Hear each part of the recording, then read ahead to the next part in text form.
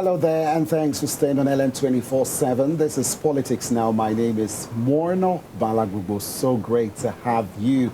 And of course, still in the week of the Armed Forces Remembrance Day, we want to say a huge thank you to every Nigerian who has served in one capacity or the other as a security personnel, and to all our heroes who have lost their lives as a result of protecting and ensuring national security in the nation. And it's no surprise that this will be the focus of our conversation today. So let's give you a rundown of our talking points. We'll look at the resurgence of terrorist attacks. We'll also talk about national security emergencies, why a special account is needed. You follow the events of happening at the National Assembly on Thursday. The conversations between lawmakers and the IGP of police got into a heated session. We'll be breaking all of that out and also going beyond that to discuss the funding for security in Nigeria. With us is Dr. Stephen Obochi, security expert. He is a sociologist and a security strategist and also a crime management consultant. Thank you so much for being in our studios once again, Dr. Stephen. Thank you. Thank you for having me. All right, the pleasure is ours. Right. So let's get straight to the matter itself. Let's tell you that the Defense Headquarters has vowed, as always, to combat terrorists and their collaborators in Nigeria.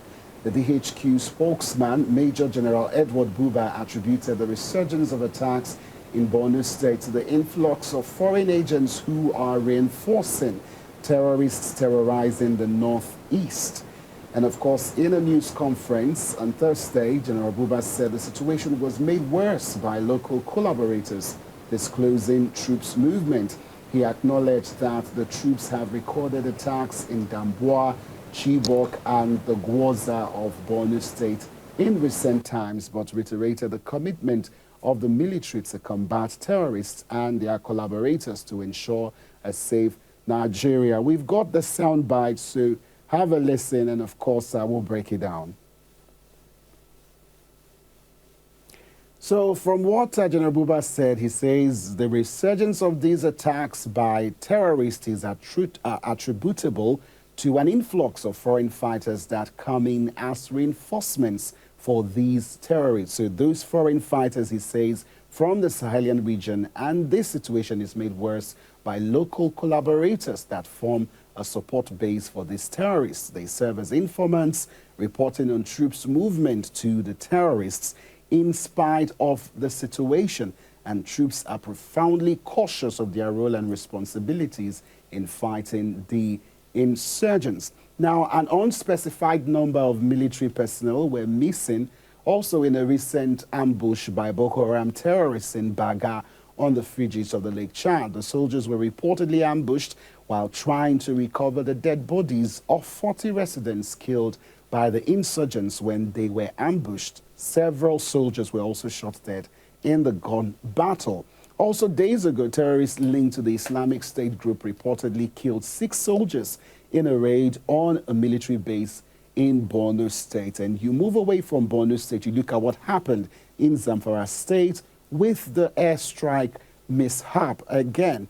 And almost 15, 16 persons were reportedly killed. A statement from the governor, put out there to the media. And there's just quite a lot in terms of the resurgence of insecurity, most especially our focus today is the resurgence of these terrorist attacks in the country. Well, with us again, Dr. Stephen, thank you so much for being with us. I mean, security is something that is very concerning for every nation. And I mean, this past few weeks has been quite a heated debate at the National Assembly. And I was very happy that, the budget of the Nigerian Army was, passed swiftly. And there were also calls for further increase. Now, you look at that, they seem to be having the necessary funds. We know it's not enough when it comes to tackling insecurity. So how do we measure the productiveness when you look at what happened in 2024 with all we had to deal with in insecurity and these resurgent terrorist attacks? How do you reconcile having the finesse, the resources needed to curb these menace. And that's not to downplay on what they've done so far, but it's just more of like, assessing what the situation is at the moment. Yeah. Let me first of all start by saying that combating insecurity or fighting insecurity is not a cheap business or venture. So as a government, for us to get result, effective result, we must have enough resources, because we need resources to do a lot of things. Procure defense military equipment, procure arms and ammunition, logistics, training, a whole lot that you need, and you need resources. And you also need resources to boost the morale of the personnel that are fighting insecurity, in the northeast, northwest, everywhere in Nigeria. So you need resources to also boost their morale. So resources has a key role, a significant role to play, And that is why when this budget of the Army, Navy, Air Force, the police, and the other paramilitary security agencies gets to the National Assembly, I see it as a period or a season where there should be quick, appraisal, look at it, what they need, what they don't need, and for instance, you just said even that of the Army was passed, and they were even asking for, the National Assembly were even asking for more for the Army, right? So that's to tell us that there's need for us to have these resources. Now, my worry here is that it's not about the resources now. The resources that we have that are due for the security agencies and other to work with, does these resources, does it get to them as at when due? How many percentage or percent of the budget does the government implement when it has to do with budgetary allocations, when it has to do with the military, the police, and the other security agencies? Do we implement up to 70, 80%, 90% of their budgets? What are the bottlenecks that hinders these monies from getting to them when it ought to get to them, for them to work with, either swiftly or promptly? The monies, when released, as at when due, for instance, is the money, or are the monies used for the purpose, judiciously used for the purpose? These are questions that we are asking. Then, when these monies are released, do we have the National Assembly performing their constitutional responsibility, such as oversight functions? Not just oversight, effective oversight functions to see that the money is released, and for the purpose that the monies were released, were used for the purpose and judiciously used for the purpose. We must ensure that these monies are released timely, as at when due, and used for the purpose. Once all that happens within a period, let's say 1 year period, and we're not getting result, the expected result. For instance, if the military and the police are supposed to fight a crime such as kidnapping, especially for ransom, and we are seeing that within a period of 1 year, kidnapping for ransom was on the rise, ransom paid by Nigerians to the tune of 2.23 trillion naira for a period of 1 year, then it goes clearly to show that the fight against kidnapping for ransom is not yielding the desired result. We're talking about insurgency. For a period of time, we weren't seeing suicide bombings and all that. Now, we are seeing it. Monies to combat terrorism, insurgency, and all that are contained in our budget.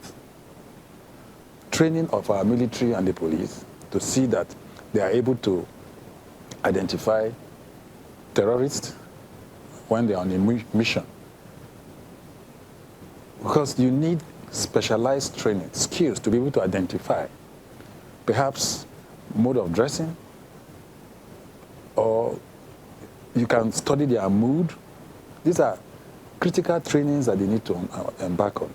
So are the monies meant for such training? Do they go for such training? Because we cannot have a situation where our military base was attacked and about 6 soldiers or more were killed. So I went through some reports why that attack happened. And what I saw that was significant as for the reason why that attack happened was that the soldiers were caught unawares.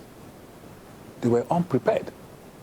Soldiers that are in the war front, that you expect the unexpected to happen, we expect that certain features, like you must be 100% alert, you must be vigilant, you must be situation awareness, you must be about your environment. And you would expect that because if you're watching like a Hollywood war film, if you have a group of soldiers in a particular area, not everybody is relaxed at the same time. Exactly. So you expect to take turns. So how did that happen? That's the point. So we're talking about training and retraining here. Were they trained to be able to, because it's not a forum where you lose your guard, right? You are just relaxed and you think that these guys, they are not strategic about how to carry out their own attacks. I think they became very complacent, really, because they felt that they have achieved serious successes in the fight against insurgency and terrorism. Or do you think maybe the praise of the president during the media chat has probably got into their heads? Yeah, no, but you see, by their training, because as a fellow of the Nigerian Army Resource Center, I know how well they train their personnel. So when we see such incidents happen, it takes us, especially me, aback. I begin to wonder, because vigilance is very key when it has to do with training. So I just want to believe that they became relaxed because prior to 2015, you and I know what happened before 2015. The rate of manner suicide bombings were happening everywhere in Nigeria.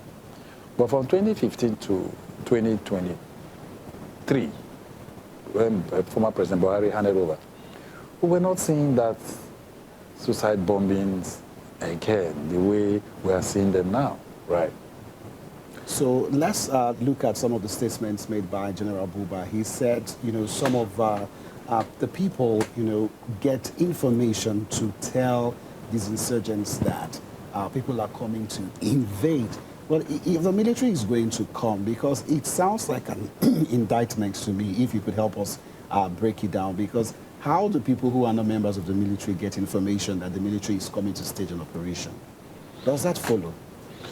You see,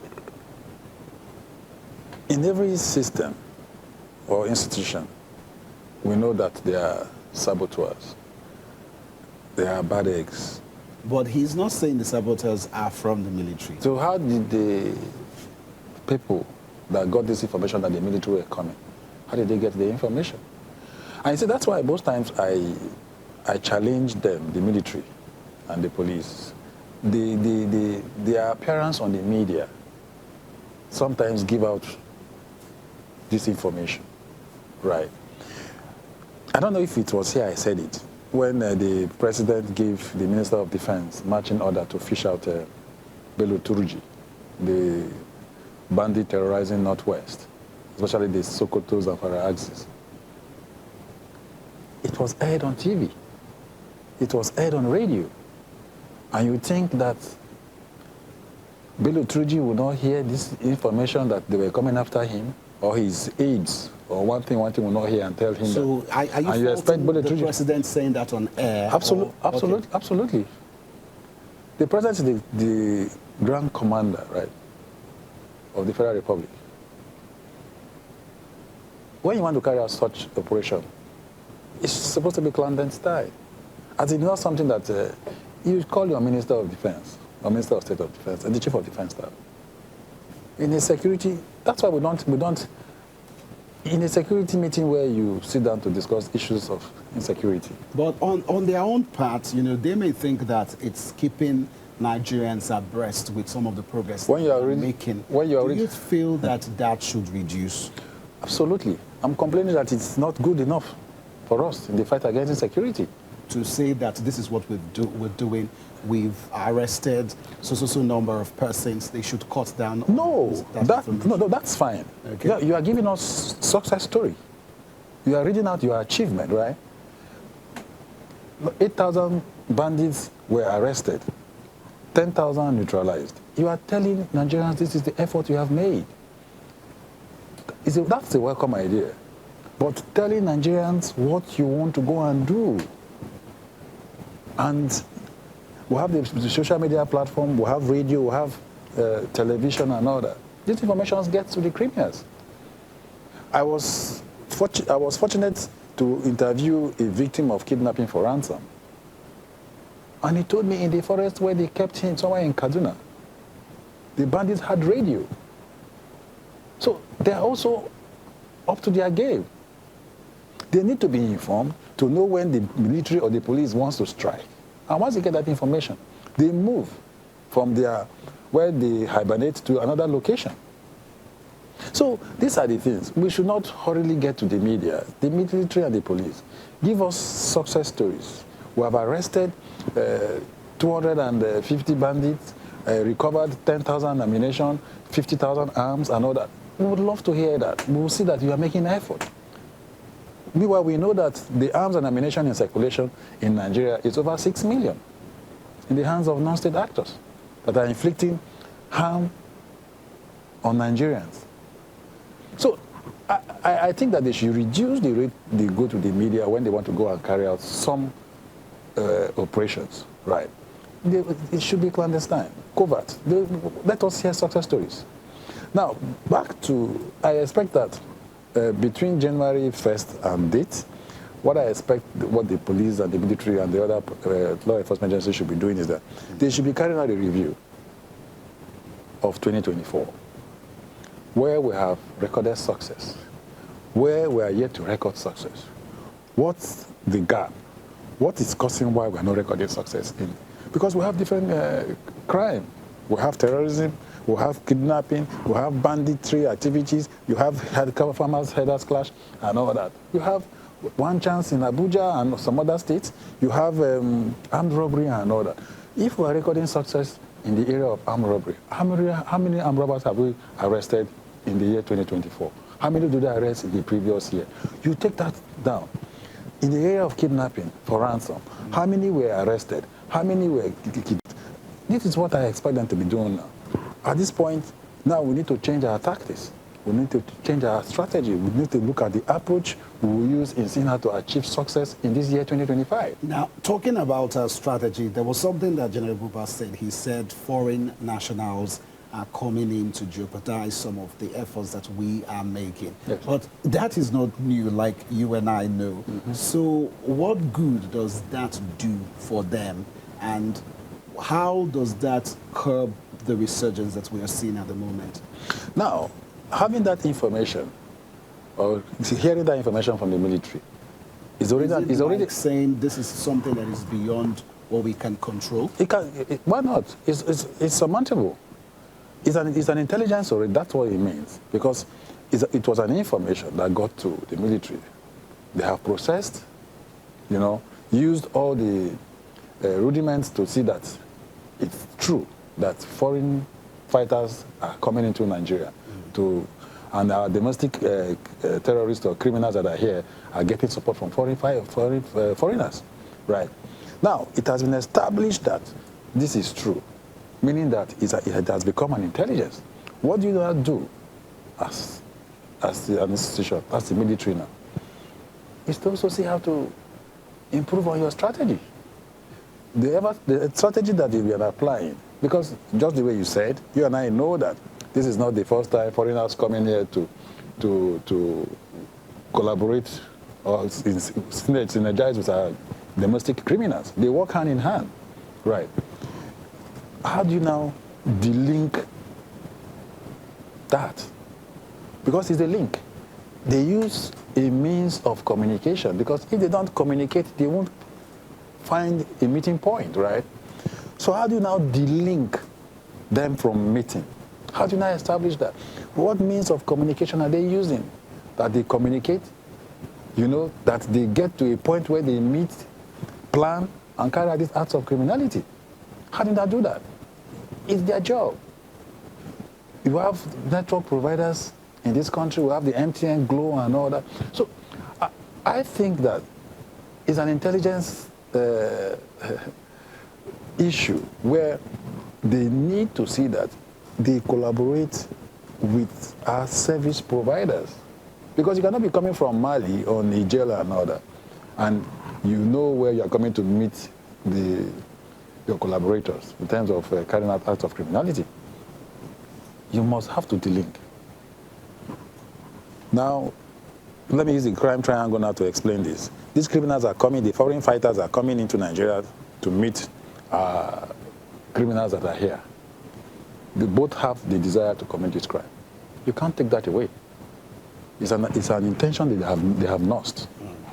Now they are coming with the desire to come and commit these acts of criminality. They have the opportunity. The opportunity now is that they carry out this crime. They find Nigeria as a safe haven. They carry out this crime, they go away. Now you have the reward. I'm talking about the crime triangle. Desire, opportunity, and the reward. The reward is that they have achieved their intention, either by collecting ransom or killing people by acts of suicide bombing. Is a reward. It's an achievement for them. Now, the desire and the reward, how do you cut it that it doesn't happen? You don't give them the opportunity for them to strike. And that is the essence why the military and the police needs to up their game. In the event where they want to carry out this act of criminality, which is the opportunity, in the event where you confront them almost immediately and they don't strike.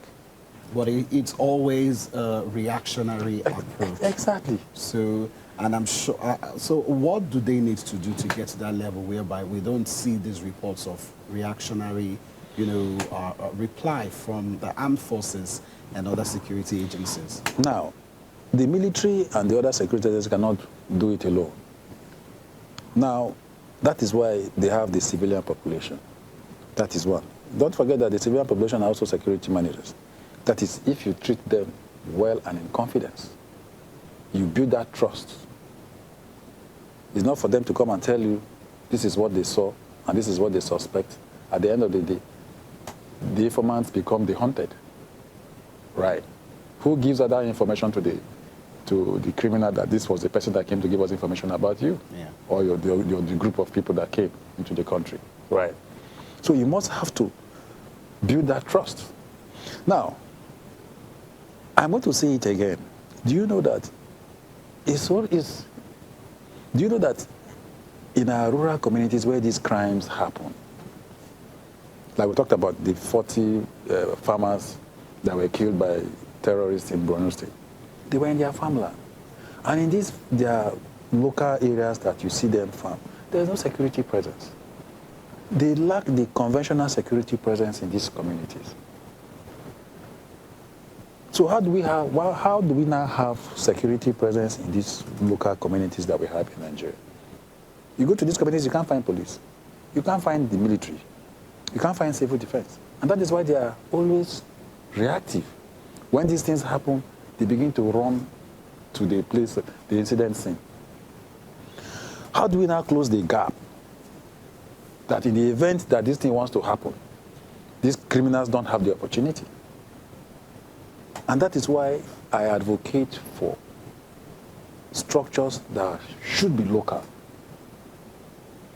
We have the Nigeria Forest Security Service. The bill to establish Nigeria Forest Security Service is before the president. And that bill was sponsored by the current vice president when he was a senator. These are people that live in these local communities that lack the conventional security presence. So in the event where they become a structure, a security structure under the government, the federal government, and they are armed, they are financed, and they remain in their local communities where they are familiar with their terrain, familiar with their environment, familiar with the forest that are found within their communities. And you think that when these terrorists, bandits come to strike, these guys cannot confront them before you begin to ask for backup from our conventional security agents or personnel. So as long as there is no security presence in our rural communities, we will continue to remain reactive. So the vice president, when he was a senator, knows, I want to believe that he knows the importance of having such local structure in our local communities. And that's why he sponsored the bill for the establishment of that organization. So I think even the president, the president even talked about forest guards in his manifesto. So how do you now achieve the importance or the workability of forest guards if you don't tinker or look around the Nigerian Forest Security Service? Well, there's been much conversation about having state police. Which do you think it should be of more priority? Can state police achieve the role that you say these forest guards can play? Which should be prioritized? See, I have a very different opinion or narrative when it has to do with state police, no, sincerely. And my reasons are very clear. I don't support the establishment of state police or having a state or having a police under the state governors. Sincerely. Because if you see what the governors are doing, you will see that we are not matured or ripe enough to have state police under their control. I give you an instance. Look at what independent electoral commission are doing in all our states. Parties, as I speak to you now, PDP in Ondo State, they've withdrawn from the local government election because they know that... And the local government council is saying that they will go ahead without the election. Exactly. So it goes to show that the independent electoral commission that we think is independent is not independent. They're under the control of the state governors. Whoever contests election under the party that the governor belongs wins an election automatically. Right. So why should we have a situation like that? So what about those who argue that the governors are themselves the head of security for their state? Yes. Do you doubt their ability to be able to resolve some of these challenges if they have that tool? I doubt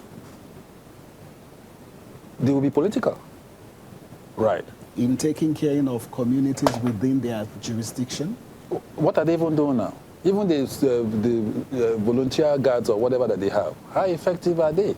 I give an instance of the volunteer guards or something in my state, in Benue.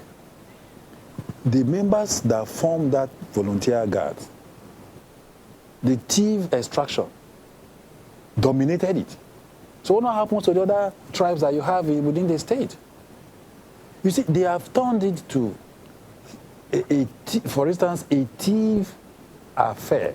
Even the name, the name that is ascribed to the outfit is a thief name. So how do you expect that? And you expect to get result when you have other ethnic or tribes within the state? You personalized it. How many states are viable to be able to pay when it has to do with remuneration, their allowances, their salaries, the logistics, training, equipment, and all that? How many states are viable to do that? All right, Doctor. So definitely you've shared a lot of insights, which I do believe. Of course, you're part of the resource center But one thing you've always said is why all this information is not being utilized. Yes. Now, away from that, let's move to security funding now and just quickly x-ray what happened at the National Assembly. And of course, what is a special account and why is this needed? Now, Kayode Egbetokun, the Inspector General of Police, during the budget defense before the joint committees of the National Assembly, of course, says there is a need for the creation of a special operations account dedicated to national security agencies. And of course, in a statement issued, Muyiwa Adejobi, the first spokesperson, said Egbetokun spoke during the budget defense before the National Assembly and quoted the IGP as advocating for the removal of the Nigerian police force from the envelope budgetary regime to allow for more accurate funding projections. He also called for increased allocations for overhead and capital expenditures. And do recall that, of course, this was something like you saw there, quite heated, and the IGP of police presented the police budget, and the tensions rose when the two lawmakers raised concerns that the presentation he made did not align with the documents that they received. Now, Doctor, what's your response to this? What he's proposing, we know, of course, because of the bureaucracy of what was presented, the intentions of what he's asking for the Nigerian police. Is how important is that needed, calling for a special account? Yeah, I want to align myself with the IGP, asking for a special account for security emergencies. You know, in the course of our conversation here, I talked about administrative bottlenecks when it has to do with releasing of funds, you know, and all that. In such emergencies, you want to wait for such bottlenecks, and at the end of the day, when such monies come, the damage is already done. Mm. Asking for a special account for such emergencies, nothing wrong with it. Truly, truly nothing wrong with it. But my worry is that the funds that will be provided and kept in such account, when there is need for it, will the funds be available to carry out? So we can understand the position of the lawmakers. Yes. When yes. It couldn't make sense yes. of what was presented. But in as much as the IGP is asking for a special account, it now behoves on the lawmakers to oversight such account. You know, when they go out for such security emergencies, how much was taken, how much was spent, and all that. So, I mean, when all the arms of government and the institutions of government agree to do what is right, I think it will be a step in the right direction. There and there we will know that we have a direction. But in the event when the institutions of government are failing, the institutions that are saddled the responsibility of oversighting, to check their books, their records, to, you know, are also failing. How do you expect us to get results? It's not possible. And I think that has been our problem. You know, institutions of government not doing the right thing. But when we accept to do the right thing, we don't expect Koreans or Japanese to come here to do these things for us. It is our responsibilities as Nigerians to see how to fix it. The President Minister, FCT, Wike, when he came as minister, he knew that the FCT account was in, what do you call that now? TSA. And he had to call for autonomy. Yes, because he knew that if he goes that route, he will find it difficult to meet up with his vision, right? Because when you have a vision, vision comes with implementation, action and implementation, right? So when you have a vision and you don't have the resources, that vision becomes blurred. You'll be able to see. So he knew that the TSA that FCT belongs to, right, will affect his vision. And that was why he appealed to the president that he needs to be, FCT needs to be removed from the TSA. So it's applicable to what we are saying here when it has to do with the police. Those bottlenecks must be seen that they cut off. But in the event where they are unable to cut those bottlenecks or reduce them, there's need for a special account in case or in the event where we need to handle or tackle some security emergencies. Well, I do hope that if that is the case, because I think after the whole discussion yesterday, they proposed to have that reviewed, since the provision for what is now does not make room for that. And if all these things are being done, I mean, it is believed that we can have a better security architecture that will definitely guarantee the lives of Nigerians being preserved. Our time is spent. Thank you so much, Dr. Stephen Okwari, for being with us. I mean, insightful conversation, and we just hope that those in charge of the security in our country will make it a duty to, of course, get some of those thoughts in place. We'll take a quick break. When we come back, we'll go into the issue of the tax reforms, looking at the Governors Forum's new proposal. And will the federal government pay heed to it, as, of course, all eyes is on the National Assembly to get that bill fully passed into law. We'll be right back to stay with us. What makes the political system what it is today? What are the recurring issues? Order. The tussle for power. An extremely problematic area. The tension. The instability of the system.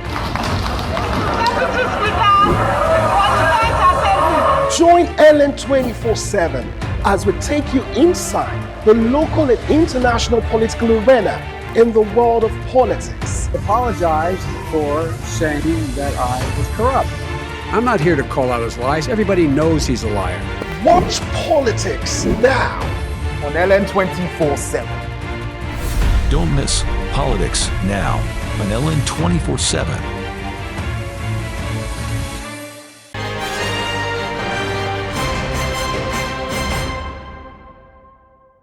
Glad to know you're still on to Politics Now. We're moving on right here on the show, and our next set of conversation will focus on President Tinubu's economic reforms. Quickly, here are the rundown of the talking points. First, we'll look at the tax reform bill's discussion and also go over to talk about the telecom tariff review, looking at federal government's proposed 30 to 60% hike. And joining us today on the program is Dr. Felix Ije. He is an economics lecturer and former banker.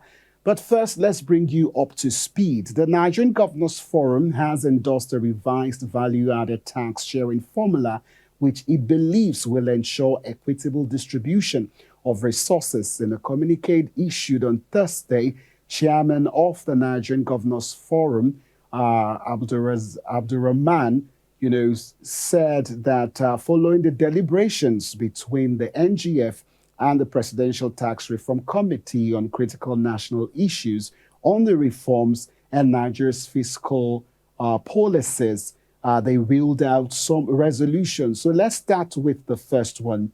The NGF endorsed a revised VAT sharing formula, which is aimed at the equitable distribution of resources, looking at 50% based on equality, 30% based on derivation, 20% based on population.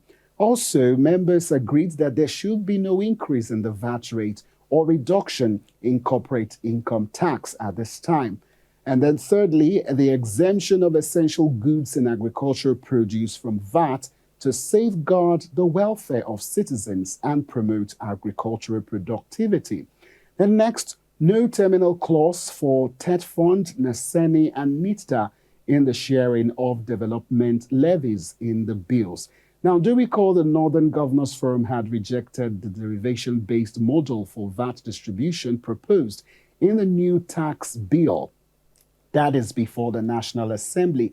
So let's give you a graphics of what the current VAT is, and then we can, do a comparison of what the Northern Governors are proposing this time around. So currently, We're looking at 15% to the federal government and 50% to the states and FCT, with 35% to local governments, with at least 20% of the distribution to states and local governments. Also, let's look at some factors affecting the current VAT distribution formula.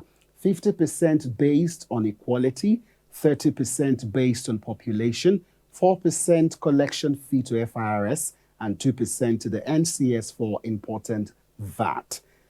And also away from that, we'll be looking at the telecom tariff review.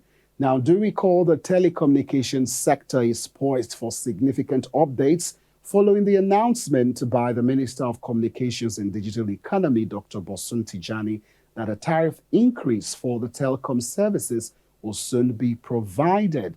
Now, while the exact rate of the increase has not been finalized, speculation suggests it will range between 40% and 50%.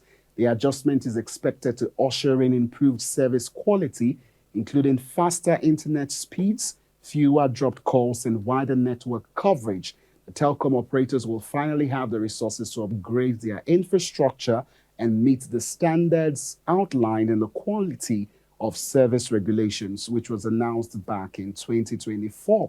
Dr. Bosun Tijani, the federal government, says that there is a proposed 30-60% increase in the telecom tariffs, which they believe will sustain the critical telecommunications sector while ensuring affordability for Nigerians. The Minister of Communications and Digital Economy, Dr. Bosun Tijani, rejecting demands by operators for a 100% hike, explained that the government was considering a more moderate increase to strike a balance between affordability for customers and the sustainability and continued growth of the sector.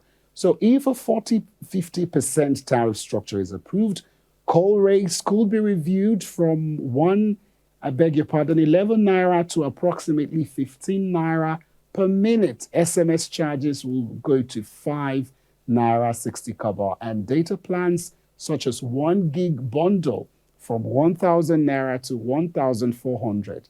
If approved, this would mark the major first price adjustment in over a decade. So why are the telecoms doing this? Let's tell you about it quickly.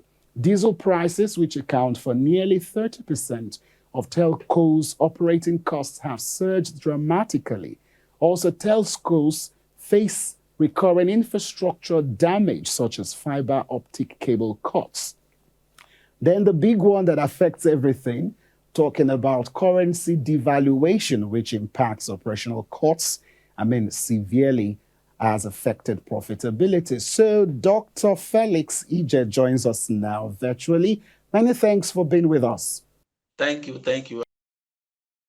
So let's start with the first talking point regarding President Tinubu's economic reforms, which is looking to take effect this year, 2025. Let's look at the tax proposal and the readjustments, not readjustments now, more of like proposal to the government. Does this allay fears being expressed by some of these governors, who, have raised concerns, not just even the governors now, even in the education sector, there's been, this clamor that it should not go through? I think they must have considered a lot of things before they arrive at the formula that they propose now. For them to come up with 50% as equity distribution, that means they really want everybody to benefit from it. So that 50% is a very large chunk. Then the next 30%, which is the derivation, that is based on the derivation, and the other 20% based on the population. I think it's a fair deal to a large extent.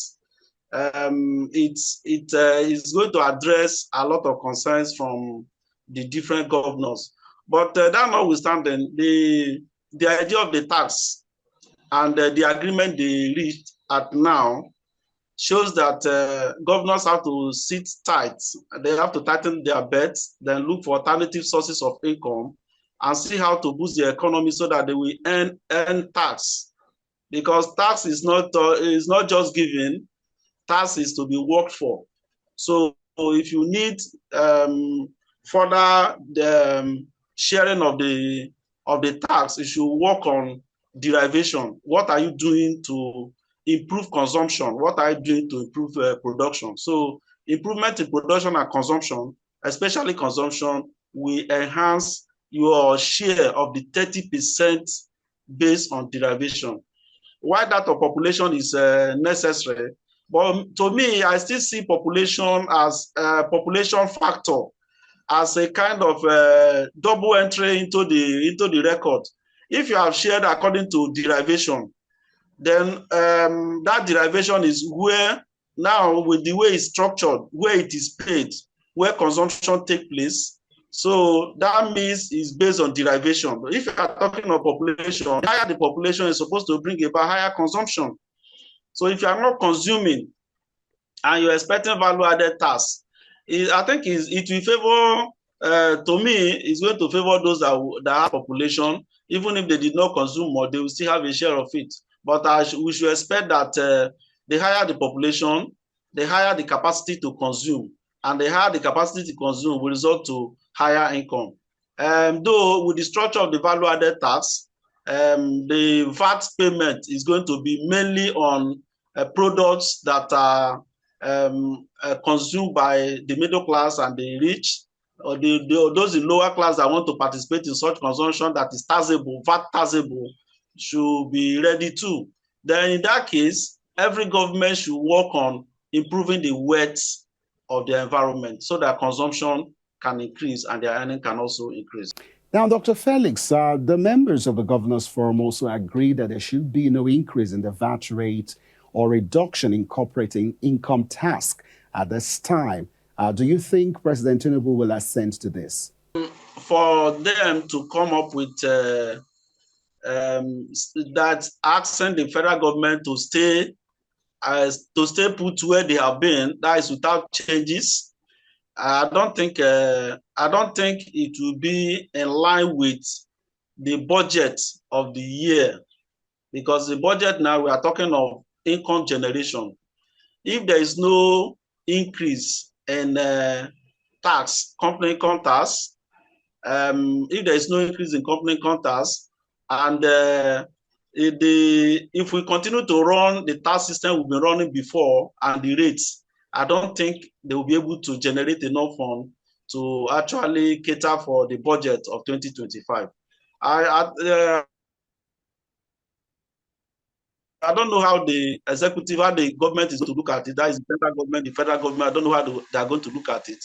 Let's watch out and see their reaction to that. But to me, the framework they come up with, the tax structure, the review, I think it's supposed to be good enough, so that as they are earning, when your earning increase, then payment will also increase. I don't think changing it, I don't think increasing it will disrupt economic activities like the governor said. They said they don't want anything that will disrupt economic activities. But those economic activities, are they actually yielding the expected results? If they are not, then why not we voting for a change? Now, let's look at the exemption of essential goods and agricultural produce from VAT. On the morning show today, I and my colleagues were, talking about how impactful this will be. But given the fact that when you look at agriculture, there are different levels of production. You've got subsidiary farming and, of course, just the mid-level scale farming. Then what about those operating, doing agricultural production at a very big level? Are we not going to be missing out in terms of the revenues that can be gotten from that? The direction you are thinking, I think you are also right. But let's note that the major challenge we are facing in Nigeria today is food and food insecurity. Therefore, the only way to encourage agriculture and the only way to encourage food production, the only way to encourage people coming into Nigeria to produce is to actually apply those tax exemptions on agri and agri products. we have realized that very many Nigerians are leaving the shores of Nigeria, going to even Benin Republic, Cotonou, to do farms and bringing in farm produce to us here at a very expensive rate. So those that would have liked to go into agriculture, if they check their farm inputs, the tax on the farm input, the cost of input is so high. So exempting them from tax, I don't think is bad. Then if we talk of corporate bodies that are into fast-moving consumable goods, especially food items, like you mentioned, the Dangotes, the flour mills, and some of them, what we are having as an output as at now is not enough for the populace. We need more to come into the business. They just want to encourage a lot of people to come into the business. If they are exempted from tax, ordinarily it's supposed to rub off on the price of goods and services. That means if they're exempted from tax, it will reduce their cost of production, it will reduce the factory gate price of the produce. Then at the same time, it will translate to reduction of the prices of those food items in the market, which to a large extent will be positive for the poor Nigerians, for the masses, for the low-end consumers. And if we have it that way, it will expand our choice of products.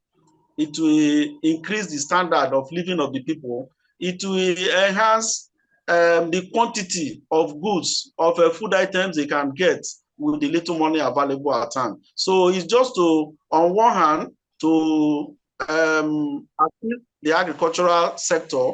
On the other hand, to see how to moderate or curb inflation, reduce inflation. Because the inflation rate we are facing today in Nigeria is very high on food inflation. Food inflation is close to 40%. And if food inflation is close to 40%, why is it so high? The reason is that the food output is low. The cost of producing all those food items are also very high. Then the inflation rate is high.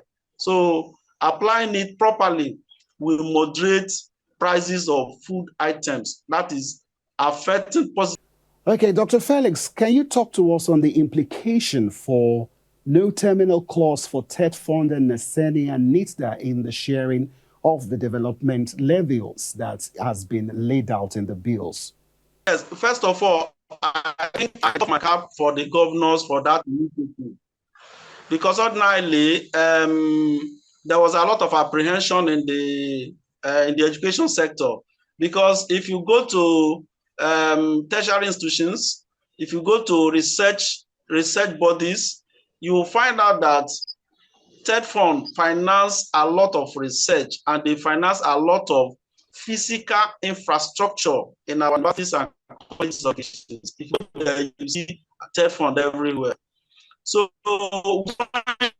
totally, we almost crumble infrastructure in universities.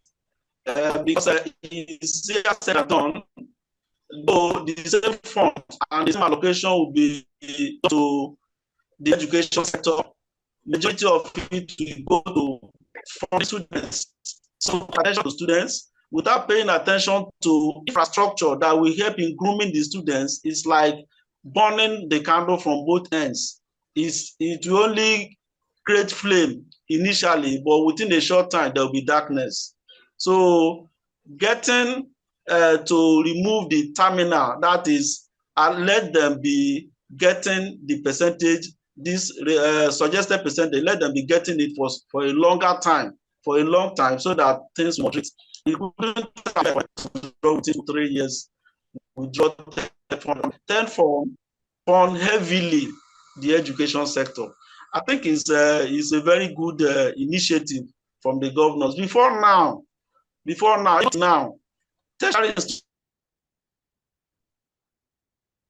the NASU, all the associations, the staff association and the student association, they've been having a lot of issues. This the implication to the education sector.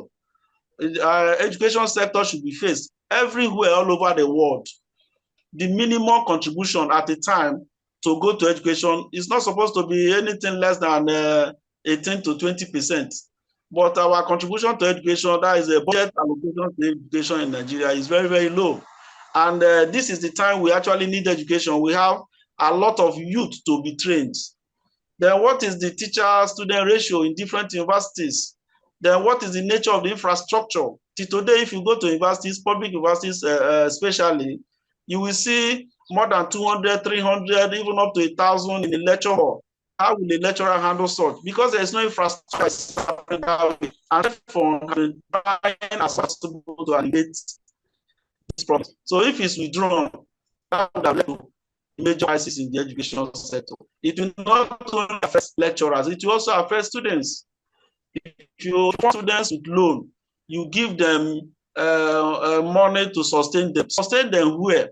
In an institution where there is no infrastructure, in an institution where you are not funding research properly, in an institution where students will go to and they look for lecturers and there is no lecturers around because a lot of them are jetting out to other economies to add value to those economies because of the returns to their efforts.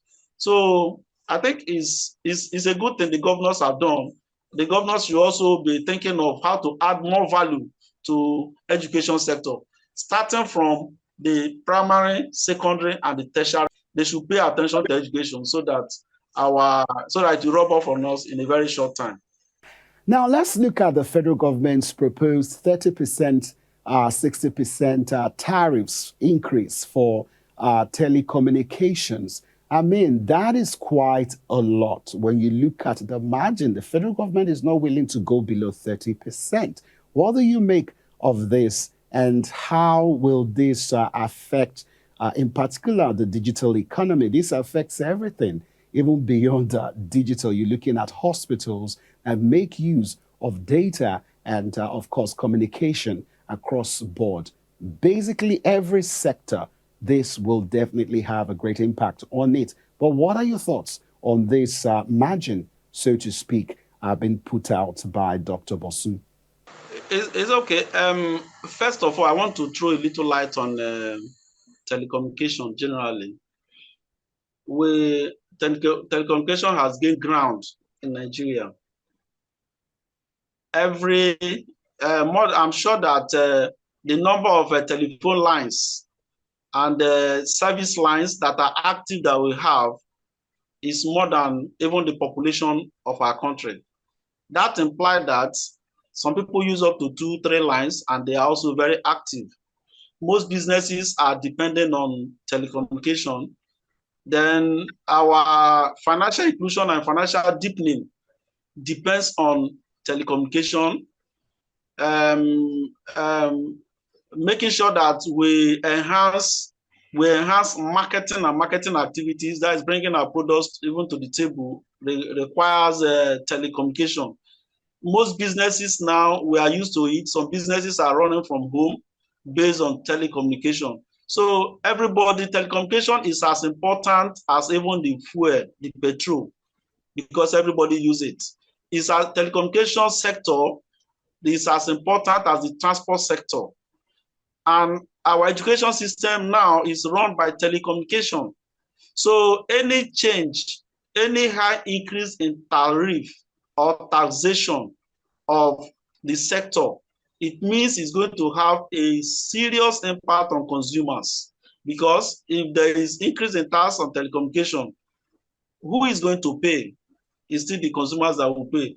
100% increase will be very high, because even now the rate is already high. 1% increase is even high. I think we should look at how many players do we have in telecommunication sector. How many players? Who are those that are anchoring the satellite systems that we are having? How many satellite systems do we have? What is the impact? What are they looking at? I mean, in some environments, in some countries, you see some municipals taking charge of the telecommunication, making sure that Wi-Fi is available everywhere. It reduces the cost of telecommunication. So we are paying so high because of our poor telecommunication infrastructure. we complain. Our time is fast spent, Dr. Felix, economics lecturer, and of course, a former banker. Thank you for sharing your thoughts on politics now. Thank you, and have a blessed day. And that's the much we can take on the show today. Many thanks for being with us. See you next week, same time right here on LN 24/7.